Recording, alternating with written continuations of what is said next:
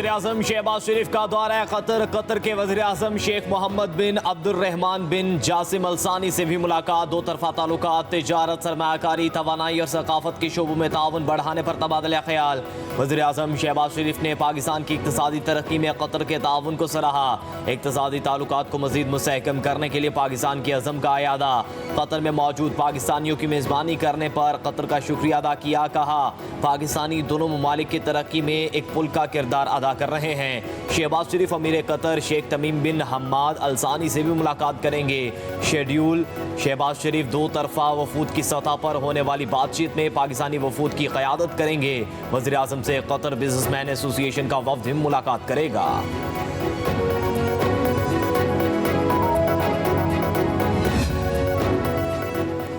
पाकिस्तान के अरकान पार्लियामेंट का वज़ीर-ए-आज़म शहबाज शरीफ को ख़त। कांग्रेस अरकान के अमरीकी सदर को लिखे गए ख़त पर इज़हार तशवीश। कहा 62 कांग्रेसी अरकान का अमरीकी सदर को ख़त। पाकिस्तान के अंदरूनी मामलात में मुदाखलत के मुतरादिफ है। पाकिस्तान के अंदरूनी सियासी मामलात की गलत अक्कासी की गई। ख़त पाकिस्तान की एक मखसूस सियासी जमात के बयानिए को तक़वियत देता है। ख़त मखसूस सियासी जमात की जानिब से मिस इन्फॉर्मेशन की बुनियाद पर लिखा गया।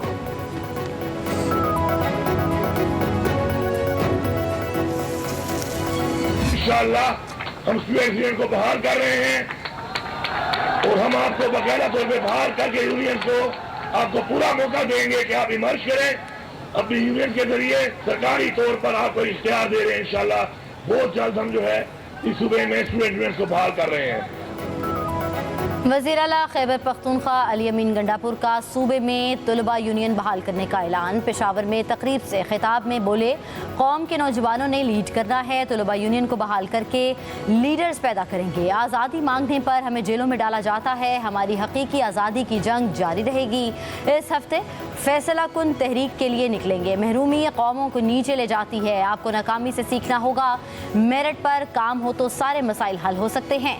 मुल्क कर्जों में डूबा है, कोई खुद मुख्तारी नहीं। उस जमात का नाम नहीं लेना चाहती। जलसा कर लो, हमला कर दो, जला दो, मार दो, हटा दो। काम करना मुस्लिम लीग नून के अलावा किसी को आता ही नहीं। इसको नहीं मानते, उसको नहीं मानते, ये जो चीफ जस्टिस है इसको नहीं मानते। ये तरमीम हम वापस कराएंगे। और जब मैं चीफ जस्टिस की जो ओथ टेकिंग सेरेमनी थी मैं उसमें दाखिल हुई, वही लोग सामने बैठे हुए थे, तो मुझे समझ नहीं आ रही थी कि मैं हंसूं या रोऊं। ये उम्मीद लगा के जेल में बैठे थे। हमने इतनी तबाही कर दी अपने 4 सालों में कि मुस्लिम लीग नून की हुकूमत जो है वो कुछ नहीं कर सकेगी और लोग सड़कों पे आ जाएंगे। तो आज वो अपने ज़ख्म चाट रहे हैं बैठ के, चाहे वो जेल में हो या जेल से बाहर हो। उनको पता लग रहा है कि हमारी सियासत जो है वो आखिरी सांस ले रही है। जब हम इक़्तिदार में आएंगे, ये भाई चुप करके घर बैठ जाओ, अब तुमने इक़्तिदार में इंशाअल्लाह ताला नहीं आना। अवाम की खिदमत में नून लीग का पलड़ा पहले भी भारी था, आइंदा भी भारी रहेगा। मुखालिफिन भी एतराफ़ कर रहे हैं। नून लीग की हवा चल पड़ी है। वज़ीर आला पंजाब मरियम नवाज का तकरीब से खिताब। कहा मेट्रो बस को जंगला बस कहने वालों ने पेशावर में जंगला बस बना दी। चलती कम रुकती ज़्यादा है। पंजाब में फितना फसाद की सियासत की गई। हुकूमत और किसानों को लड़ाने की कोशिशें की गईं। ज़राअत के बगैर मुल्क की तरक्की और खुशहाली मुमकिन नहीं। पंजाब की तरक्की का रास्ता खेतों से होकर गुजरता है। कल ग्रीन ट्रैक्टर स्कीम की पहली कुरानदाजी होगी। हमें स्मोक के बहुत बड़े चैलेंज का सामना है। मसले के हल में कई साल लग जाएंगे। भारतीय पंजाब को भी स्मोक के तदारुक के लिए इकदाम करना होंगे। उधर वज़ीर आला पंजाब मरियम नवाज ने सुपर सीडर प्रोजेक्ट लॉन्च कर दिया। काश्तकारों से सुपर सीडर की तकसीम। वज़ीर आला खुद ट्रैक्टर पर सवार हुई।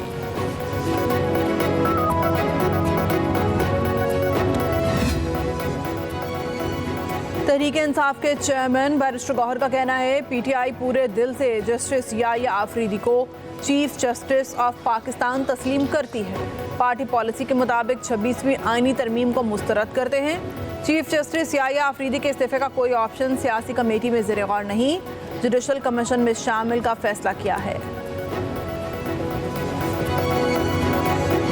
मुल्क में एक नया निज़ाम लागू हो चुका है। फॉर्चुनेटली हमारे पास माहौल ख़राब हुआ तो इफ्तिखार चौधरी जैसे लोगों ने और साकिब निसार जैसे लोगों ने अथॉरिटी का गलत फ़ायदा लिया। हुकूमत ने सिर्फ जज साहबान की तकरीर में अपना एक हिस्सा लेने वाला इख्तियार वापस लिया है। जस्टिस काजी फैज़ ईसा साहब के साथ जिस तरीके से एक बेहुदा रवैया पीटीआई के लोगों ने किया है उसकी सख्त अल्फाजों में मैं मजम्मत करता हूँ। यही वो सोच है जो कुछ जज हज़रात साहब कहते थे ना कि जी सिसिलियन माफिया और ये है माफिया। सिंध के वज़ीर इत्तलात शजील इनाम मेमन का कहना है कि हर शख्स काबिल एहतसाब है। आईनी तरमीम से सबको जवाबदेह बनाया गया, कोई मुक़द्दस गाय नहीं। आईनी तरमीम से माजी की प्रैक्टिसेस ख़त्म हो गई। इफ्तिखार चौधरी और साकिब निसार जैसे लोग पसंद का निज़ाम चलाते रहे। अदलिया का नया निज़ाम 26वें आईनी तरमीम के ज़रिए नाफिज हो चुका। नए निज़ाम को कबूल करने में वक्त लगेगा। आईनी तरमीम से अवाम को फ़ायदा होगा। ये हकीकी मायनों में पाकिस्तान के लिए अच्छा कदम है। PTI ने आईनी तरमीम पर एतराज़ नहीं किया। लंदन में साबिक चीफ जस्टिस पर हमला तहरीक इंसाफ माफिया ने किया। काजी फाइज ईसा के साथ जो हुआ ये सियासत नहीं, गुंडागर्दी है। PTI की लॉबी आवाम को गुमराह कर रही है। इसराइली लॉबी बानी PTI को छुड़ाने की कोशिश कर रही है। मजीद बोले, कल से सूबे में असलहे की नुमाइश पर पाबंदी होगी। बानी PTI को जेल में तमाम सहूलियात फराहम की जा रही हैं। डिप्टी सुप्रिंटेंडेंट अडियाला जेल का इस्लामाबाद हाई कोर्ट में बयान। इस्लामाबाद हाई कोर्ट का बानी को अखबार फराहम करने का हुक्म। जस्टिस अरबाब मोहम्मद ताहिर ने रिमार्क्स दिए, बानी PTI जिन सहूलियात के हकदार हैं फराहम करें। DIG जेल खाना आजाद ने बताया, बानी PTI से वकला और फैमिली की मुलाकात करा दी गई। जस्टिस अरबाब मोहम्मद ताहिर ने रिमार्क्स दिए, शेख शाहीन कहाँ हैं वो बताएंगे कि सहूलियात मिली हैं या नहीं। केस की समाअत में वक्फा।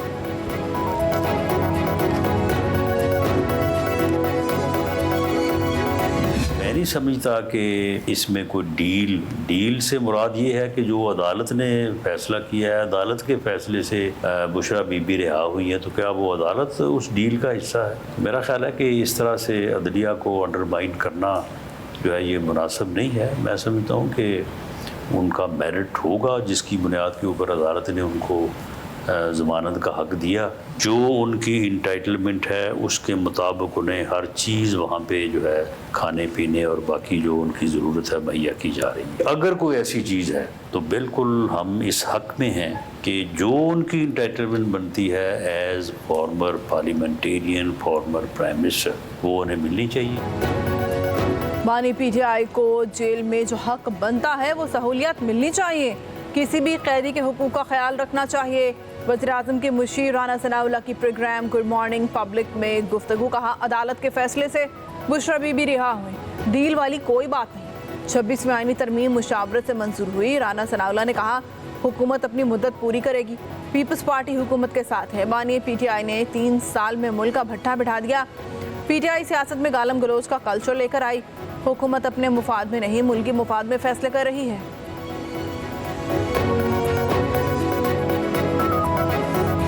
दिल करे ऑनलाइन जाओ, फॉर्म भरो, आधे घंटे तक तुहानू वीज़ा मिलेगा। उसके बाद तुम फ्लाइट फड़ो तो आधा घंटे में आपका वीज़ा आपके पास आ। नो वीज़ा फीस, तुहानू प्रॉब्लम नहीं होने देनी। तुम साल भी 10 दफ़ा हो, जहाँ जहाँ आपकी कोई रिलीजियस जगह है वो हम आपके लिए ओपन कर देंगे। फिर तुहानू ये परमिशना ते सारा कुछ कोई ज़रूरत नहीं पड़ेगी।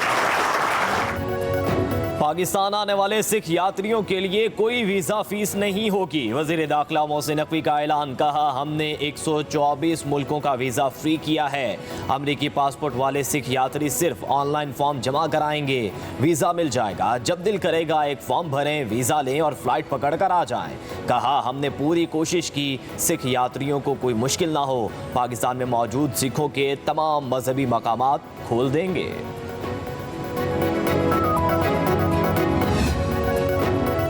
वज़ीर-ए-आज़म शहबाज शरीफ की हिंदू बरादरी को दिवाली पर मुबारकबाद। कहा, दिवाली तारीकी पर रोशनी और उम्मीद की मायूसी पर फतह के जश्न की अक्कासी करती है। दुआ है रोशनी का ये त्यौहार आपकी ज़िंदगियों में अमन और खुशहाली लाए। रोशनी का ये त्यौहार हमारे मुल्क में तमाम मज़ाहिब के लोगों में इत्तेहाद और भाईचारे के मजबूत रिश्तों को परमान चढ़ाए। दिवाली मनाते वक्त सब मिलकर मुस्तकबिल को मुस्बत सोच और इत्तेहाद के नज़रिए से देखें।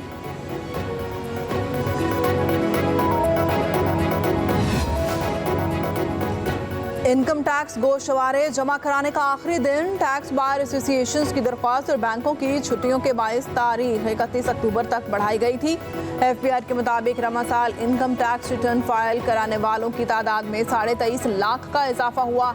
18,53,601 अफराद ने 2024 के लिए रिटर्न्स फाइल किए। इस्लामाबाद हाई कोर्ट ने आजम जवाती के जुडिशल रिमांड का फैसला कलअदम करार दे दिया। इंसदाद दहशतगर्दी अदालत के जज अबुल हसनान जुल्करनैन की वजाहत अदालत में पेश। जस्टिस गुल हसन ने रिमार्क्स दिए। जज के मुताबिक 13 मुकदमात थे, उस तमाम अमल में वक्त तो लगता है। अगर 6:30 बजे जिस्मानी रिमांड दिया गया तो फिर क्या गलत है? एक बंदे का जिस्मानी रिमांड हुआ, रिमांड खत्म होने पर दूसरा रिमांड ले लिया गया।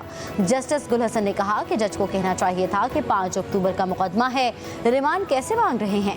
मेरा गुज़िश्ता रोज़ का गुस्सा काबिल जवाज़ नहीं था, मुझे इस पर अफसोस है। जज हमारे सामने नहीं थे, मुझे इस तरह नहीं करना चाहिए था।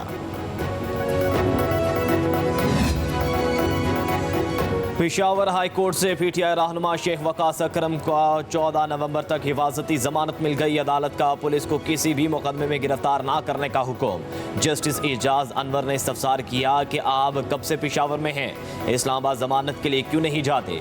वकील ने जवाब दिया, शेख वकास अकरम 1 माह से पेशावर में हैं, गिरफ्तारी का खदशा है। उधर मीडिया से गुफ्तगू में शेख वकास अकरम ने कहा, हमारे खिलाफ हसन अब्दाल और दीगर इलाकों में मुकदमा दर्ज किए गए। खैबर पख्तूनख्वा की अदालतों को सलाम है। 9 मई वाक़यात में एटीसी ने हमारे लोगों को बरी किया। आज एहतजाज के हवाले से एक अहम और बड़ी खबर आने वाली है।